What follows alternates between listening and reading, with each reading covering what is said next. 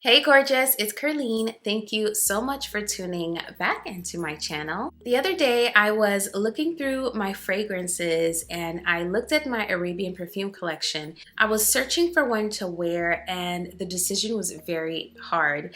And that's because I have so many high quality and expensive smelling Arabian perfumes now. So I thought I'd do a video to share some of my expensive smelling Arabian fragrances with you all. So if you're interested in what they are, then please keep watching.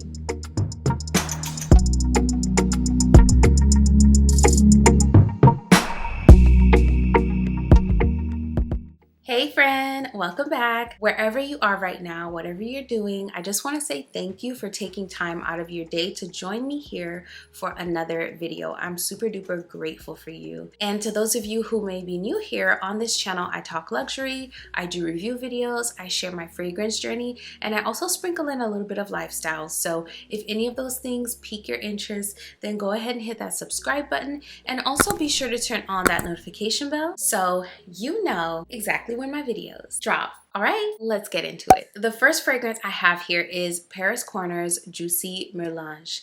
This is a fragrance I've raved about over and over again, and the reason why this one is one of my favorites and one that I think is extremely expensive smelling is because this one is one of the more niche smelling fragrances in my Arabian perfume collection. This one is a unique creation. To my knowledge, it's not quite a dupe for any other fragrance. That is my current impression of it. That may change if I discover something else, but as of right now, I feel like this one is pretty unique. This one just smells so interesting. There are all of these different elements that you wouldn't think would go together or go together very well in this fragrance, but they just work. And overall, this fragrance is just the perfect combination of fresh, herbaceous, juicy, and sweet. What I love about Juicy Melange is not only does this fragrance smell very interesting, very unique, it also performs extremely well. I am so impressed by the performance in this one. This is a fragrance that I can wear at the beginning of the day, and 8+ hours later, I will still smell this on my clothing. I love to wear this one when I work out because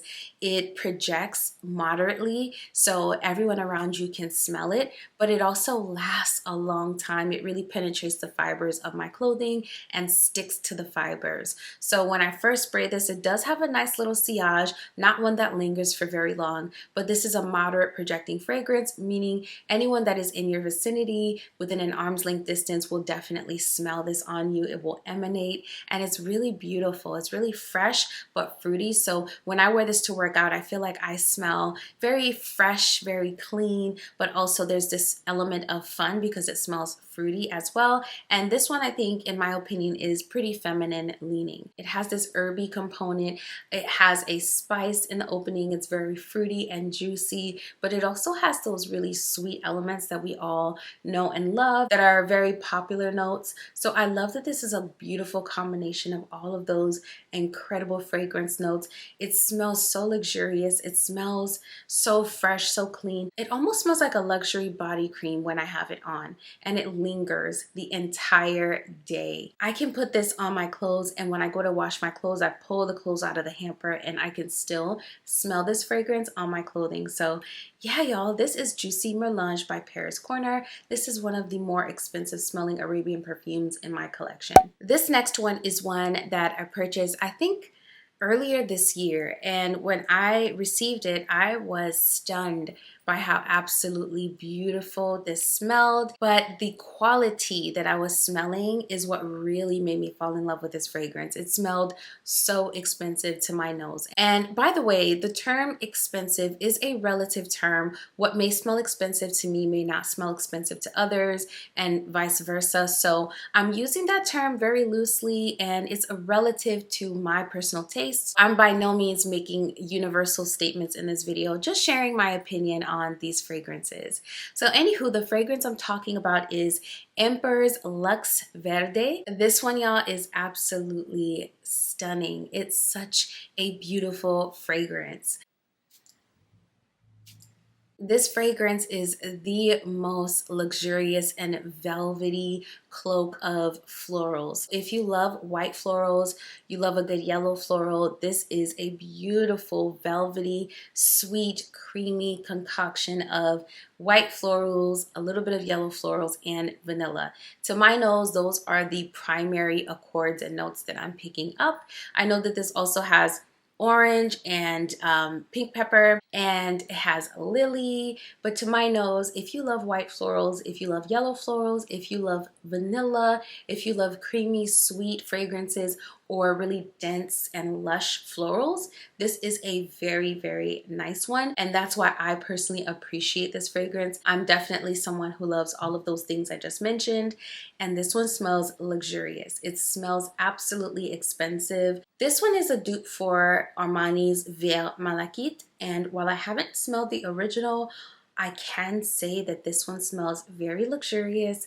It smells high-end, and I honestly could not distinguish the quality of this fragrance from some of my more expensive, higher-end, niche luxury fragrances in my perfume collection.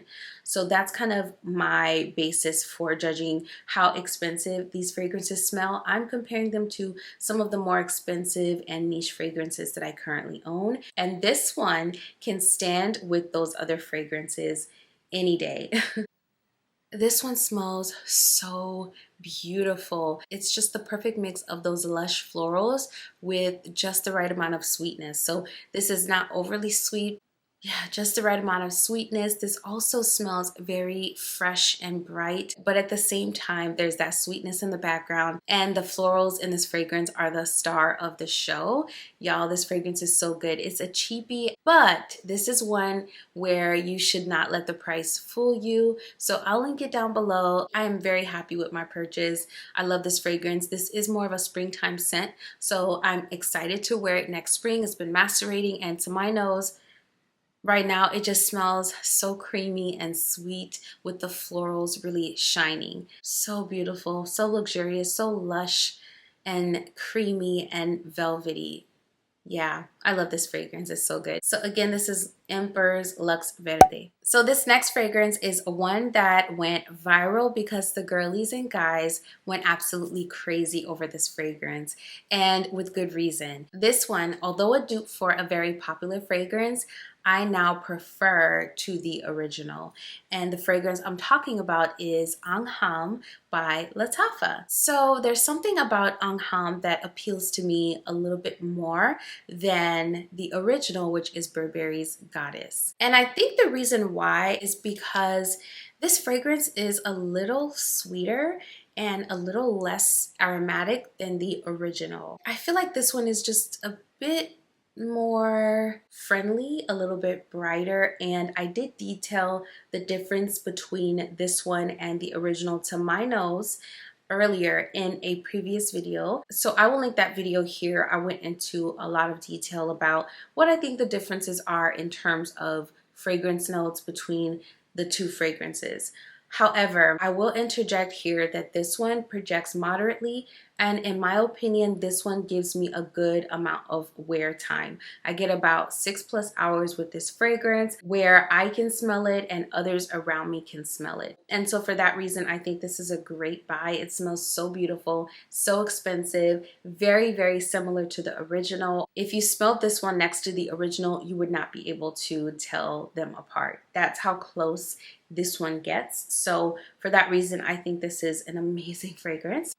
Again, this is one of the ones that smells really expensive. It smells like a high quality fragrance. It's a dupe, and it's definitely giving everything the original gives in terms of just a classy smelling vanilla fragrance with a little bit of an aromatic touch, making it nicely unisex so anyone can enjoy it. Except that with Anam, I feel like it's just subtly more feminine leaning than the original, and that's probably because to my nose it does smell a little bit sweeter. It is a little bit different, as you saw by the notes. You know, you have that praline, which definitely gives sweetness and stickiness to this fragrance. So I think that's why I feel like this one is a little bit more palatable and ever so slightly more feminine leaning. So again, this is Anam by Lattafa. The next one is a newbie to my collection, and it's a favorite, y'all. It's a favorite. I'm ecstatic to begin wearing this.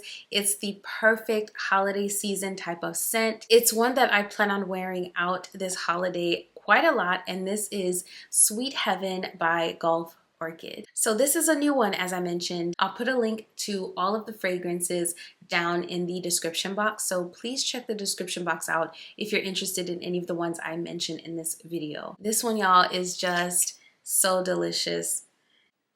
It's so good. So this is one of the fragrances that is inspired by Ker-leen's Angel Share. And while I don't think this one is an exact dupe, I do think it comes extremely close. But this one is less dry and more sweet, a little less woody, and this one does not have like this boozy note. So it's not literally boozy. It just has a boozy essence, a boozy feel. As I mentioned before, the reason why I feel like this might feel boozy is because it has resinous notes.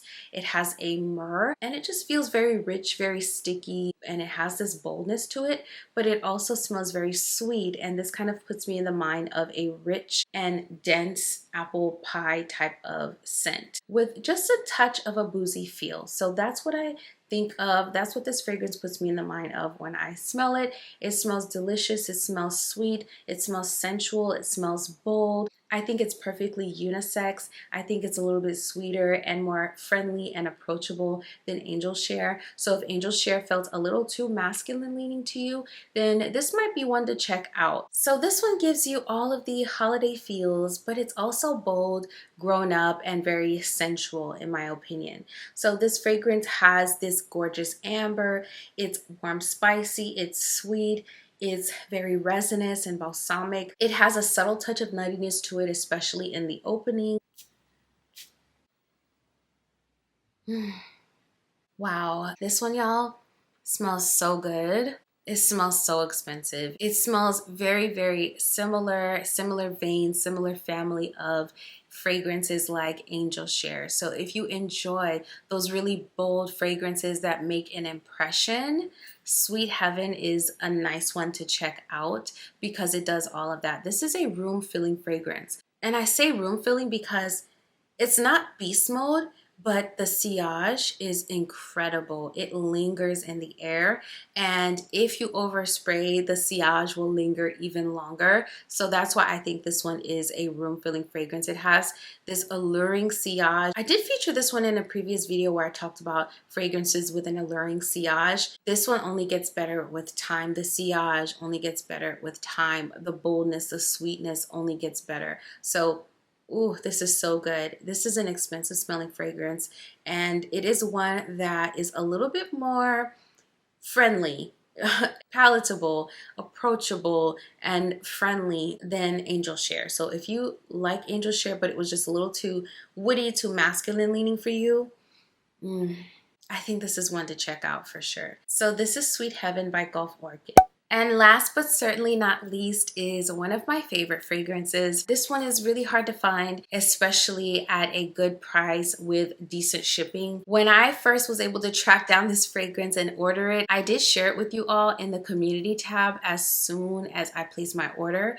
And many of you were able to purchase this fragrance when I purchased mine. And this one is Empire Victor by Headband. Recently, one of my fragrance sisters shared that she found this on the Headband website, but a lot of you told me that the shipping was way too expensive. So again, I will keep my eyes and ears open for when this becomes available on Amazon. That's where I purchased mine, and I'm really happy with the quality. I think it's an amazing fragrance. This one is the newer formulation, and I'm super duper happy with that formulation. In terms of how this fragrance smells, I've talked about it before several times and extensively, so I'll link a video where you can reference what I said about this fragrance before. But as far as just how expensive this smells, this is up there with some of my niche fragrances. To be more specific, this one puts me in the mind of Escapade Gourmand by Maison Mataha. And not because they smell alike, but it puts me in the mind of the feel of that fragrance. A lot of you also said that this reminds you of Lyra by Xerjoff, and I wholeheartedly agree. I do have a Lyra dupe, and I do think this one smells very similar.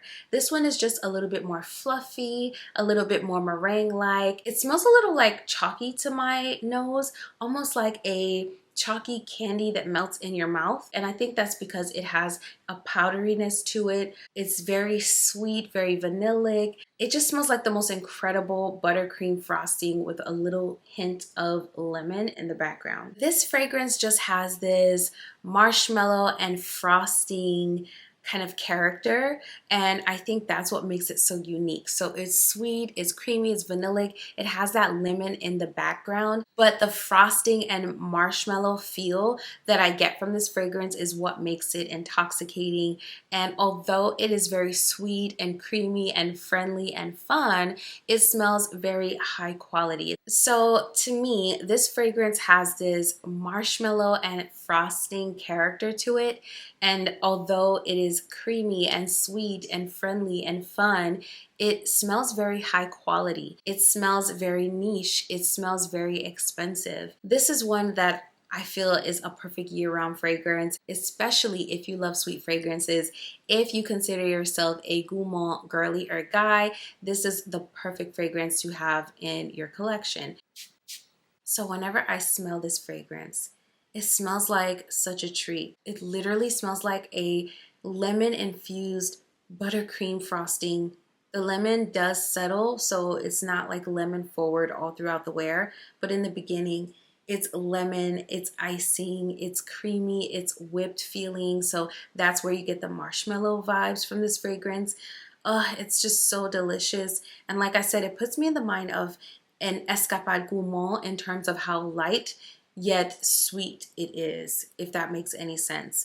As a matter of fact, I paired it with Escapade Gourmand the other day and I wore the combo together and it gave me all the Vanilla Girl feels. It was the perfect pair. So again, this is Empire Victor by Khatlaj. So we have come to the end of the video and I just want to say thank you for still being here. If this video was helpful to you, if it was entertaining, if it gave you any fragrance inspiration, don't forget to hit the like button on your way out because that helps my channel continue to grow. If you are here and you love fragrance content, I make quite a bit of it on this channel, so go ahead and hit that subscribe button and turn on your notifications so you never miss another video. Per usual, I wanted to leave you with an encouraging thought. Today, I wanted to remind you not to get tricked out of your spot by imposter syndrome. So imposter syndrome is a phenomenon that was first sort of explored in the 1970s, and it was explored in successful business women. It's the idea that we will doubt our skills and our abilities despite there being evidence to the contrary. So even when our accomplishments show otherwise, we'll still show up to certain spaces and doubt our abilities and doubt ourselves. And I want to remind you today that that is a trick to deter you from the amazing things that God has for you. I've experienced imposter syndrome all throughout my life in various spaces that I've been a part of. More recently here, when I first applied to my doctoral program, I felt imposter syndrome, but what I did was I applied anyway. And as I progressed through the program, I experienced feelings of doubt. I felt like I don't know if I would be able to complete the program. I was really unsure about my study. The whole process of finding a problem and really articulating the problem and conducting a literature review, doing something called a needs analysis, putting together my instrument, finding study participants, all of that stuff was so daunting to me at first, but what I did was I put one foot in front of the other and I worked through my imposter syndrome and I kept going. And ultimately, as you all know, I completed my program. I now have my credentials. I'm now Dr. Ker-leen, which still sounds kind of crazy when I say it at times, but I shared that with you to show you that even in the presence of imposter syndrome, you cannot let imposter syndrome trick you out of your spot and out of the blessings that God has for you, no matter where you are in your life and what you may be working towards. So keep your head up, keep putting putting one foot in front of the other. Keep working through those feelings, because ultimately they are not true. They are feelings, and feelings do not equal facts. So I hope that encourages you today. Per usual, I will be over here doing the exact same thing. Thank you so much for watching this video. I will see you in the next one very soon. Bye.